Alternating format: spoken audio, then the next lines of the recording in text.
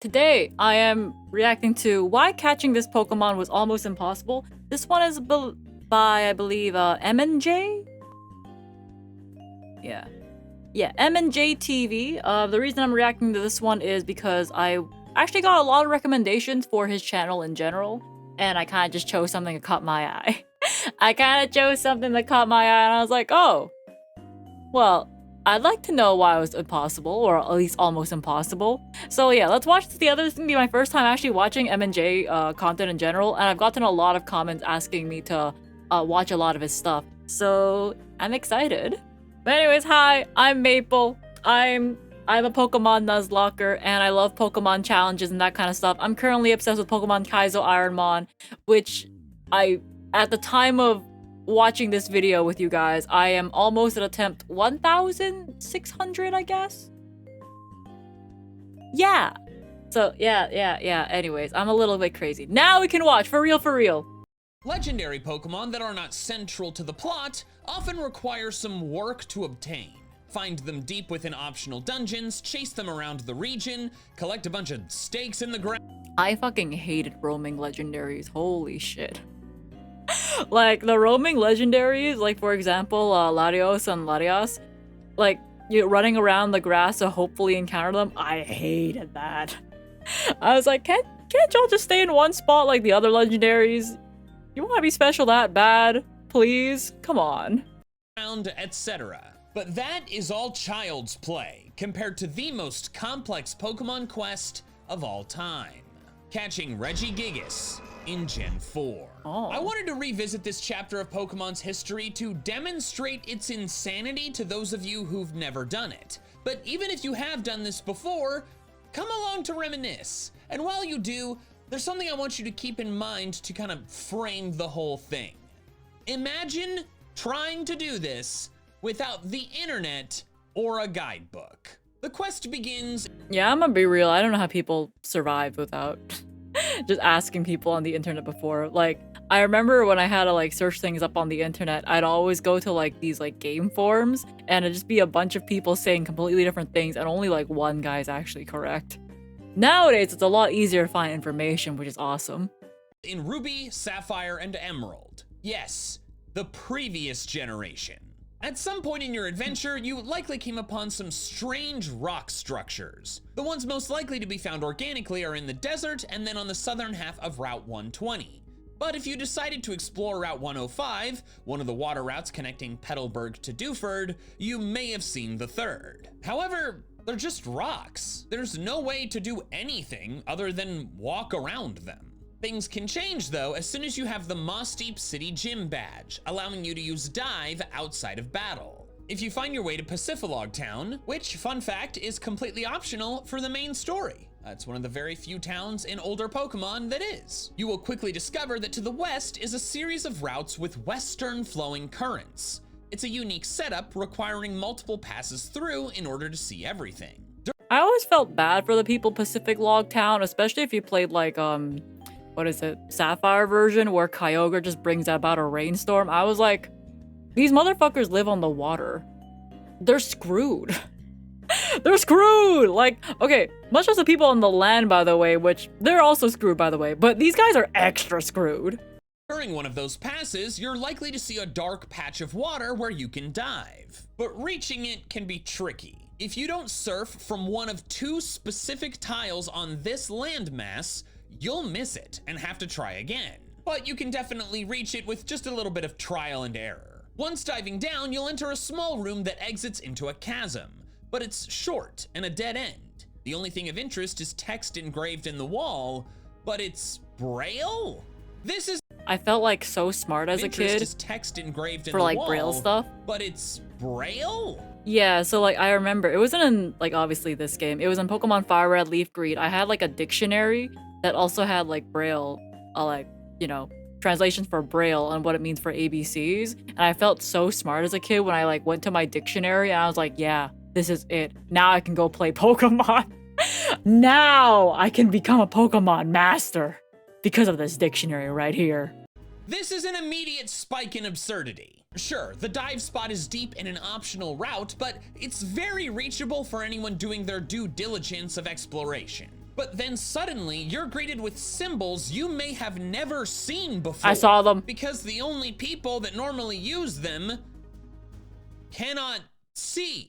And what's striking about this inscription is that there is no in-game way to translate it. At least, not yet. You must have external help, which is rare for a Pokemon game. So how can you translate it? Well, it depends on where you live. Japanese and Australian copies of Ruby, Sapphire, and Emerald included an insert with a translation chart, and European copies had one in the instruction booklet. But North American copies didn't, instead including a trainer tip recommending that players contact Nintendo for help with Braille. Yo, call up Nintendo customer support and be like, "Hi, can you help me solve this Pokemon puzzle? I need to know what Braille looks like. Can you find me some Braille?" Oh, that's so funny. Like, everybody else got like a proper guidebook, and then Nintendo North America said, yeah, get fucked.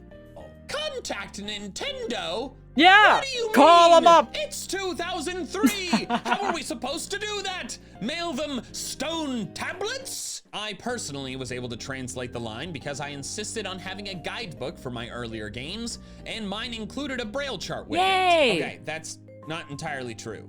The book did have a Braille chart, but the page on the sealed chamber just straight up told you what it said. But I want you to think about the kids, and maybe you were one of these kids, that did not have access to the internet or a guidebook. How were they supposed to translate this? Well, the answer was real Braille. Turns out the alphabets are identical, at least in English. So after you find some external source to translate the Braille, you can see that this inscription reads, "Go up here." You can ascend from your dive anywhere in the chasm, but only directly in front of the inscription will lead you to the sealed chamber. Then inside is more Braille. More Braille. Read again, 10 rock bitch. mounds, each with an inscription, plus one more inscription on the far wall. It's a lot to go through. But actually, not really. You see, the wider mounds just spell out the alphabet in order, while the two smaller ones are the symbols for a period and a comma. Assuming you're able to infer that this is the alphabet, this is your in-game way of translating the Braille. But it's after the first inscription. The only way you reach this is if you accidentally hit B twice when backing out of the "Go up here" inscription. Which, now that I think about it, would have been insanely awesome. Could you imagine? You're just trying to go back up to the route, you hit B and you're like, okay, I guess I'll just go up here, and then you're in a new place. Ha-ha, it is I, Garanti boy. Hey man, what's with all the bandages on your face? Well, despite my fabulous beard, I do still have to shave parts of— I sent a sponsor. The inscription on the back wall simply translates to "dig here." This Dig. requires having a Pokemon use dig in that spot, which is a pretty surprising requirement. Man, I love old Pokemon game puzzles. Some of them are so absurd. It's like, I don't know, I guess this one's the equivalent of trying to check out a book from the library, but the library card is, I don't know, already in the library or some shit like that. Like, your library card specifically. Well, this one, it's like, well, you already solved the puzzle that needed the dictionary, but you surface up and then they give you the actual dictionary. They're so absurd. It's awesome. Requirement. Dig is a TM move, and there's only one TM for dig in the entire game. So if you taught it to a Pokemon and deleted it, you'd have to use the move reminder or find a Pokemon that learns it by level up. In the Gen 3 Hoenn games, those Pokemon are Trapinch at 41 or Nincada at 45. That's crazy. Yikes. So if you're like me and never use TMs that break, you likely have to leave to get a Pokemon you're willing to teach it to. Then come back and use dig at the door. It can be a bit confusing since the dialogue when using it says, "Do you want to escape and return to underwater?" But if you ignore that dialogue, instead of escape roping out, the wall falls open and you can enter the final chamber. And finally, within that, you'll find more Braille. Yippee! Inside are 7 new mounds. The one at the back of the room is the most important one, but if you take the time to translate the others, you'll get some background about the people who constructed this strange place. In this cave we have lived. We owe all to the Pokemon, but we sealed the Pokemon away. We feared it. Damn. Those with courage, those with hope, open a door. An eternal Pokemon waits. A bit of an aside here. I know I've kind of like complained about needing external information to do this quest. But I gotta say, if you're doing this, not knowing where it's going and not having external information, that is kind of sick. Like, this is like Indiana Jones archaeology. Yeah, it's like really stuff cool in a video game. And frankly, I kind of wish I didn't have my guidebook. No, that's not true. No. I kind of wish I didn't have the guidebook now. But as a 9-year-old, this would have just pissed me off. Getting into the lore a bit, this passage has always confused me. There's some slight differences among the languages, but the singular it seems to imply one Pokemon, not 3. The Japanese translation on Bulbapedia mentions how they don't have a subject at all, singular or plural, but then they still write it out as an eternal Pokemon. But of course, things do often get lost in translation. The way this is written has led to theories that the passages are teasing Regigigas, maybe sealing its subordinates away to weaken the leader. Pretty fascinating if they were thinking that far ahead. But returning to the quest itself, the final mound says one of 2 things, depending on your game version. In Ruby and Sapphire, it says first comes Relicanth, last comes Wailord. Emerald simply switches the positioning of the 2 Pokemon. The wording is a bit tricky, but it's not a crazy logic jump to figure out that first means the first position in your Pokemon party, and last means the last one. However, the Pokemon required are pretty difficult to obtain. Let's start with Wailord. If you did not use one on your team, this will be tedious. You have to do one of the following. Fish for a high-level Wailmer, then level it up 1 level, find the 1% Surfing Wailord on Route 129, or grind up a normally leveled Wailmer. Regardless of the method, it is time-consuming. I think Relicanth should be underwater? I feel like I bumped into him underwater. Relicanth might be faster, but it's definitely trickier. Because if you're doing this back in 2003, there's a very real chance that you don't know it exists. If you'd seen something external listing all of the Hoenn Pokemon, you would of course know about it. But if not, then it is exceedingly likely that you've never encountered it at all. I remember encountering it. No evolutions and is not used by any trainers. The only place to see it is where you obtain it. Underwater seaweed on Route 124 or 126, and with only a 5% spawn rate. I've bumped into this guy. You also move much slower underwater than when surfing, so encounters are infrequent. It took me 15 minutes of doing nothing but intentionally hunting for it before the first one even appeared. Okay, that's a long time. Hunting this stupid Relicanth for 15 minutes. So if reading this braille is your first time ever encountering the word Relicanth, you're gonna need some external source to figure out what and where this thing is. And then, speaking from experience, probably get kind of annoyed when looking for it. Taking a moment to pivot to some lore, what is the significance of Relicanth and Wailord? Well, Bulbapedia says the following. The significance of why Wailord and Relicanth are needed might have something to do with a general theme of the Ruby, Sapphire, and Emerald games, the relationship between land and sea. Relicanth is based on the coelacanth, a creature that is considered to be closely related to the ancestors of all land-living vertebrates. Wailord is based on the whale, a creature whose ancestors once lived on land, but have since evolved to live in the ocean. That's pretty interesting. Anyways, without knowing this was coming, it is extremely unlikely. It's like, that's pretty interesting. Unfortunately, it took me 15 minutes to find a stupid fish, so I'm now significantly less interested. Anyways. Likely that you have both these Pokemon in your party, so you have to leave again and go obtain them. Yeah. This could be quick if you get lucky, or time-consuming if not. But once you have them, you go all the way back down, put them in the correct positions, and interact with the back wall inscription. Then, this happens.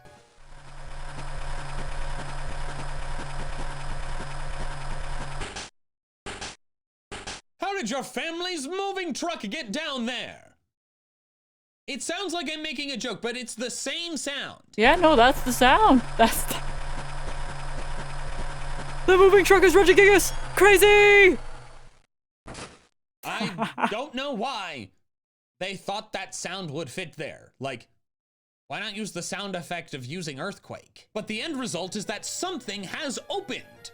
It's strange that it says a door when it was very clearly 3 noises, but hey, you did it! Figure out that those weird rock structures are what opened? I'm not sure how, but like it's doable, sure. And then inside, you will finally find an empty room with more braille! The inscriptions say different things depending on what cave you're in and what game you're in. Let's start with the desert ruins. In Ruby and Sapphire, it says right, down, then use strength. Moving in the way it describes and then using strength will open the door. Emerald is similar, but not quite the same.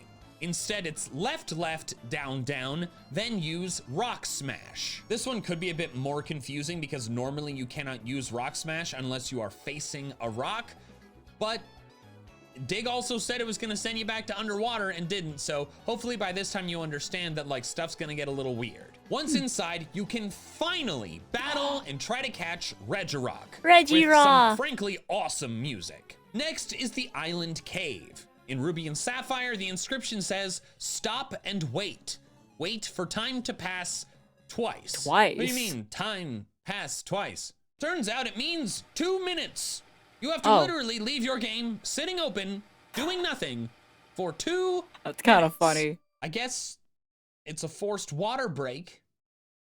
Want you to have a glass before you get the ice to put in the glass. In Emerald, they make it a bit less annoying. Instead, it's stay close to the wall, run around 1 lap. This one is pretty straightforward, and you don't have to do it perfectly for it to work. Neat. Inside is the battle with Reggies. Finally is the ancient tomb. This one has the least literal instructions. In Ruby and Sapphire, it says, with new time, hope, and love, aim to the sky in the middle. So fly? Okay, so we just had time pass twice, so new time could be, maybe we cross over to the start of a new hour, maybe? The hope and love, maybe those represent like specific Pokemon. I don't know what the middle is. And then aim to the sky. Like, for Team Sky? Then in Emerald it says, those who inherit our will shine in the middle. So Flash. Okay, inherit our will? Will? Mawile? You need a Mawile in your party? And then shine. Again in the middle. What is the middle? What is happening here? This one appears to be the toughest to interpret by far of this entire quest so far. Like, how are we possibly supposed to do this? Well, the answer is to ignore the first half of all of these messages. All of that other stuff, the new time, hope, love, crap, they're just yapping. It means nothing. So you go to the middle of the room and you use fly, or the other version, you go to the middle of the room and you use flash. Yeah, no, that makes sense to me.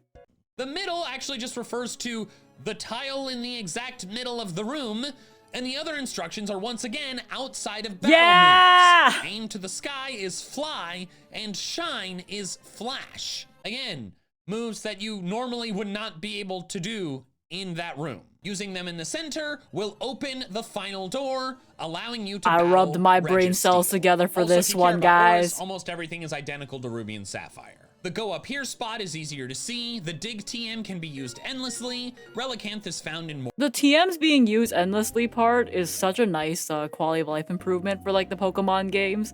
Like before, you could only ever get 1 TM like in a game ever, and you'd be like super picky on what you teach certain Pokemon. But now you're just like, well, now everybody can learn this. It's awesome. More places, there's no 1% Wailord, and the wording of some of the braille is a bit different, but has the same meaning. But aside from that, everything else is the same. So after all of that, you will finally have the 3 Reggies from home. But what about Regigigas? Regigigas is found in the Snow Point Temple in Diamond, Pearl, and Platinum.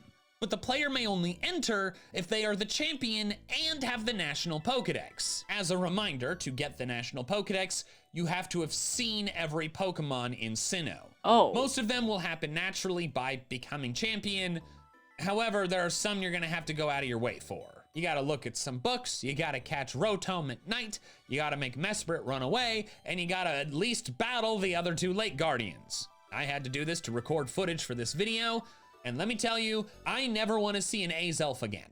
But then you can finally enter the temple, you can descend all the way down, and then, oh my gosh, Regigigas just standing there. Solve the ice puzzle, interact with it, and the game refers to it as a statue.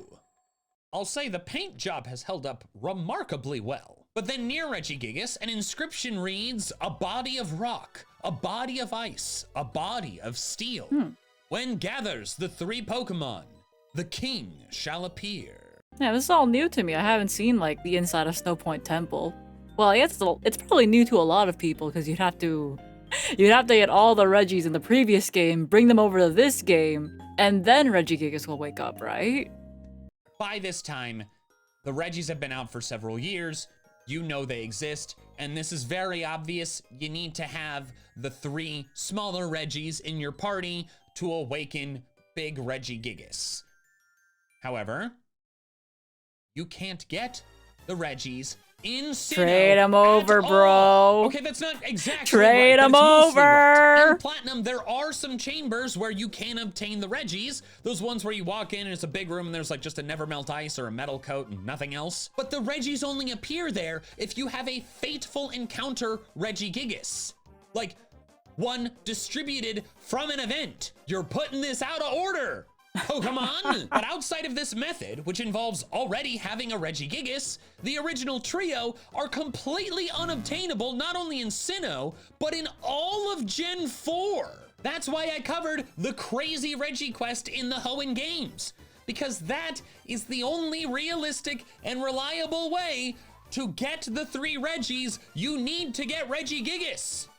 And that's not only a different game, a different generation. So in summary, to catch Regigigas in Gen 4 Sinnoh, you have to get 7 badges in a Hoenn game, learn a new alphabet, fetch various specific rare Pokemon, do a bunch of silly tasks, catch all 3 Reggies, get the National Dex in Sinnoh, transfer in the 3 Reggies in Pal Park, then go catch Regigigas. Level 70 in Diamond and Pearl, and weirdly, level 1 in Platinum. I focused on Gen 4 for this video because they made Regigigas way easier to obtain in later games. For example, I think a lot of quality of life changes come in later games, but like the shit you have to do back in the day for Pokemon is just insane.